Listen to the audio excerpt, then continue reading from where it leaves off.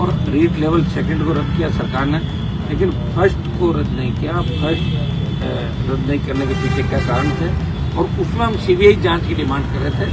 उसमें अगर REET level first की सीबीआई जांच होती तो निश्चित रूप से वो बड़े मगरमच्छ पकड़े जाते। मैंने आरपीएससी के मेंबर को, जिनको पकड़ा किटारा को, तो बर्खास्त नहीं किया। चेयरमैन नए जरूर बनाए, लेकिन बाकी मेंबर वही हैं, वही पूरा स्टाफ है आरपीएससी का।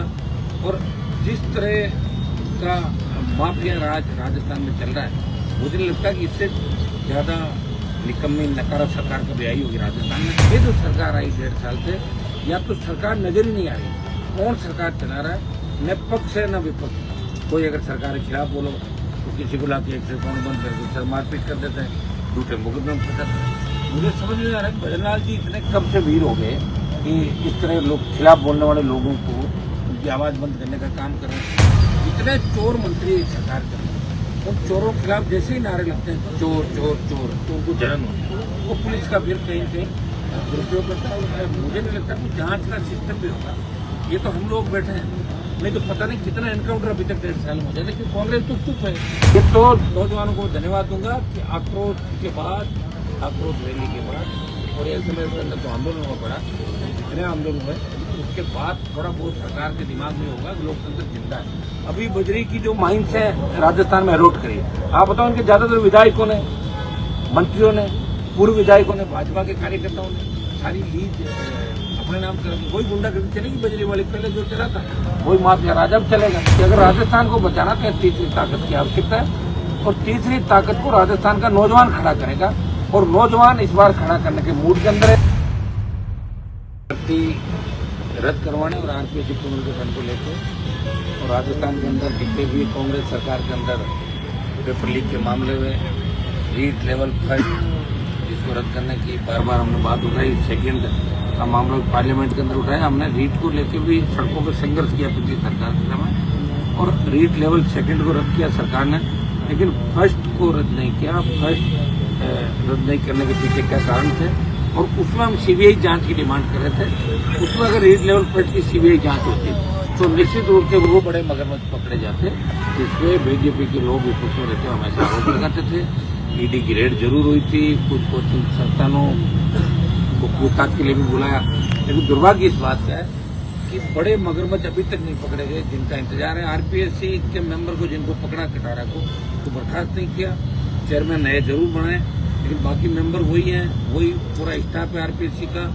और जिस तरह का माफिया राज राजस्थान में चल रहा है, मुझे नहीं लगता कि इससे ज्यादा निकम्मी नकारा सरकार कभी आई होगी राजस्थान में, जहाँ न तो पक्ष है न विपक्ष है। पहले भी हमने सरकारें देखी, वसुंधरा गहलोत की सरकारें, निश्चित रूप से वहाँ भी इस राजस्थान के अंदर ये 98 के बाद जो हालात खराब हुए, जातिवाद चरम सीमा पे, पेपर लीक, फर्जी डिग्रियां, अपराध, महिला उत्पीड़न। लेकिन ये जो सरकार आई 1.5 साल से, या तो सरकार नजर ही नहीं आ रही कौन सरकार चला रहा है, न पक्ष है न विपक्ष। कोई अगर सरकार के खिलाफ बोलो तो किसी को लाके एक से कौन बंद करके सर मारपीट कर देते हैं, झूठे मुकदमे में फंसाते हैं। मुझे समझ नहीं आ रहा है भजनलाल जी इतने कब से वीर हो गए कि इस तरह लोग खिलाफ बोलने वाले लोगों को उनकी आवाज बंद करने का काम कर रहे हैं। देखा मैंने अभी हमारे गाँव के बच्चे को जो मेरे पास आया है, सिर्फ इसको इसलिए जो आपका और थाना है वहाँ इसको इसलिए मारपीट की, इसके साथ वीडियो बनाया कि तो आरएलपी की जिंदाबाद कैसे कर रहा था, तो कन्हैयालाल का बयान कैसे दे रहा था। ये राजस्थान का दुर्भाग्य, एक जगह की घटना नहीं है, तमाम जगह। और जितने चोर मंत्री सरकार के अंदर, उन चोरों के खिलाफ जैसे ही नारे लगते हैं चोर चोर चोर, तो उनको जलन होती है। वो पुलिस का फिर कहीं कहीं दुरुपयोग करता है। मुझे नहीं लगता कि जांच का सिस्टम भी होगा। ये तो हम लोग बैठे हैं, नहीं तो पता नहीं कितना एनकाउंटर अभी तक 1.5 साल में हो जाए, लेकिन कांग्रेस तो चुप है। कांग्रेस तो भाजपा की गोदी में जाके बैठ गई। कांग्रेस के लोग तो रात के अंदर में भजनलाल से मिलते हैं। आप देखा नहीं, कांग्रेस के लोग सिर्फ बयान भी रहे, ट्विटर पे, फेसबुक पे, सोशल टाइम्स पे, सड़क पे कांग्रेस आपको नजर नहीं आएगी। तो बीजेपी लूट कर रही है, मौज मस्ती कर रही है, उनको पता है कि सामने कोई नहीं। जो देश के अंदर हालात है वही राजस्थान के अंदर पड़ा। ये तो नौजवानों को धन्यवाद दूंगा कि आक्रोश के बाद, आक्रोश रैली के बाद और ऐसे में इसके अंदर तो आंदोलन हुआ पड़ा, जितने आंदोलन हुए उसके बाद थोड़ा बहुत सरकार के दिमाग में होगा कि लोकतंत्र जिंदा है। अभी बजरी की जो माइंस है राजस्थान में अरोट करी, आप बताओ इनके ज्यादातर विधायकों ने, मंत्रियों ने, पूर्व विधायकों ने, भाजपा के कार्यकर्ताओं ने सारी लीड अपने नाम करेंगे। वही गुंडागर्दी चलेगी बजरी वाली, पहले जो चला था वही माफिया राज अब चलेगा। हमें तो सड़कों में लड़ना ही, लेकिन राजस्थान की जनता समझदार कब होगी कि वोट तो जहाँ देना वहाँ देगी नहीं। लास्ट में जो लोग आएंगे, कुछ वोट शहरों का इधर जाएगा, कुछ गाँव का इधर जाएगा, कुछ कास्ट का वोट जो हाथ और गुलाब के फूल पे जाता है हिसाब से वोट चला जाएगा, लोग वही चले जाएंगे। ये राजस्थान का दुर्भाग्य। बार बार मैं बात ये कह रहा हूँ कि अगर राजस्थान को बचाना तो तीसरी ताकत की आवश्यकता है, और तीसरी ताकत को राजस्थान का नौजवान खड़ा करेगा। और नौजवान इस बार खड़ा करने के मूड के अंदर है। 61 दिन हो गए हम शहीद स्मारक पे बैठे हैं। जब सरकार ने आक्रोश रैली के समय कमिटमेंट किया कि हम बात कर रहे हैं, और हमने प्रधानमंत्री का समय मांगा, गृह मंत्री का समय मांगा, अभी समय हमें नहीं मिला दिल्ली का। अब क्यों नहीं मिला, ना भी नहीं आई, हाँ भी नहीं आई, आखिर क्या कारण है? वेट कर रहे हैं। लग रहा है दिल्ली कूच भी हमें करना ही पड़ेगा, क्योंकि जब लगता है कि चारों तरफ लड़ने वाले लगते हैं देश के अंदर सब अपने अपने स्टेट की लड़ाई लड़ रहे हैं, तो किसी न किसी को देश की लड़ाई भी लड़नी पड़ेगी, अग्नि भी और अन्य राजस्थान के मुद्दों को लेकर हम दिल्ली कूच की तैयारी भी कर रहे हैं। एक बार हम इंतजार कर रहे हैं कि हमें कहीं से इस एसआई भर्ती और राजनीतिक पुनर्गठन को लेकर भंग करने को लेकर आंदोलन हम कर रहे हैं, इसका कोई न कोई रास्ता निकले। हम चाहते हैं कि ऐसी लकीर हम खींच दें कि दोबारा राजस्थान के नौजवानों का इन संस्थाओं को भरोसा उठ गया, आरपीएससी से, कर्मचारी चयन बोर्ड, माध्यमिक शिक्षा बोर्ड, तमाम जगह से वो भरोसा कायम कैसे हो। जिस तरह विश्वविद्यालयों में फर्जी डिग्रियां मिल रही, जिस तरह प्राइवेट विश्वविद्यालयों में पौने पौने दामों में जमीनें दी जा रही है, व्यवसायिक परिवर्तन करके दूसरे गुंडागर्दी के नाम याद कर रहे हैं। जयपुर और आसपास के पूरे इलाके, गहलोत, वसुंधरा और भजनलाल, एक भी जमीन इन्होंने खाली नहीं छोड़ी। अगर कोई बच गई तो हेलीकॉप्टर से दौरे कर करके देख लिया कोई खाली जमीन तो नहीं है, उसका पीछा करो, उसको कराओ, अपने रिश्तेदारों को बेच के और पौने पौने दामों में लेकर उसका कलमा करा के उसको बेचो, बड़ी करो। ये 90 का घोटाला वसुंधरा जी का टाइम चालू हुआ, जब उसने पर्दा डाला, फिर वसुंधरा आई, फिर कपड़े घोटाले हुए, और भजनलाल जी आ गए। ये सब के गुरु घंटाल निकले 1.5 साल के अंदर। इन्होंने कुछ भी नहीं किया, क्योंकि इनको आता ही नहीं है कुछ तो वो करेगा जिसको कुछ आता हो। इनको तो कुछ भी नहीं आता, इनको तो लोग चलाते हैं। ये आज भी जो लिस्ट आई लंबी चौड़ी, ये इनसे थोड़ी निकली, इनको तो पूरे डिपार्टमेंट का नाम भी पता नहीं होगा। आप पूछ लो एक एक डिपार्टमेंट कौन तक क्या होता है, तो मुझे नहीं लगता कि पता पाएंगे।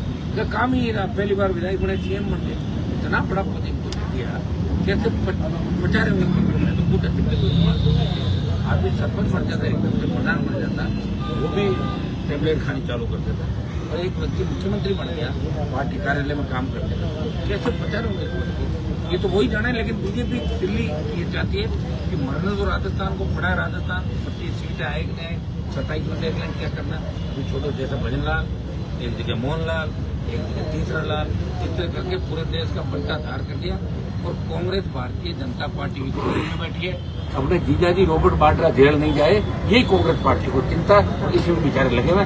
और अब बीजेपी के नेताओं के घरों को आगे धोख लगाते हो कांग्रेसी कांग्रेस। कौन पूछता है? मैं कह रहा हूँ यहाँ पूछ कौन रहा है किसी को? हालत देख लो ना, मंत्रियों की औकात क्या राजस्थान के अंदर।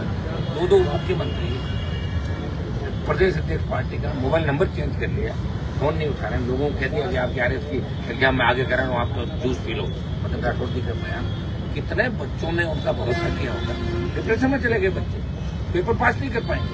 अगर आज आपको किसी को कह दो कि ये चीज होने वाली, तो 10 दिन बाद कह दो नहीं होने वाली, छोटी उन्होंने किताब है कि आराम से रिलैक्स मोड में आ गए, पढ़ाई करेंगे।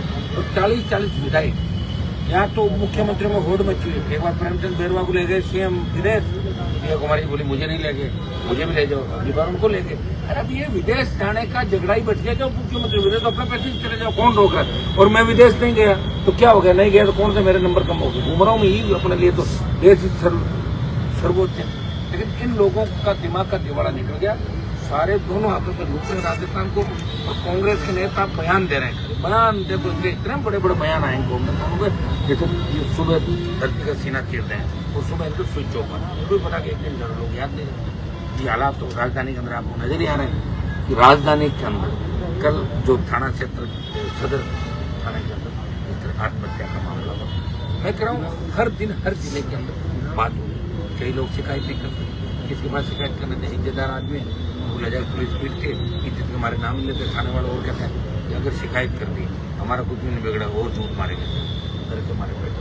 मुझे तो लग रहा है विजिलेंस तो यहाँ पुलिस को बढ़ा रखी है, इसको भी भंग कर देना, कोई आवश्यकता नहीं विजिलेंस बंद की। लक्ष्य बैंक की क्या आवश्यकता है?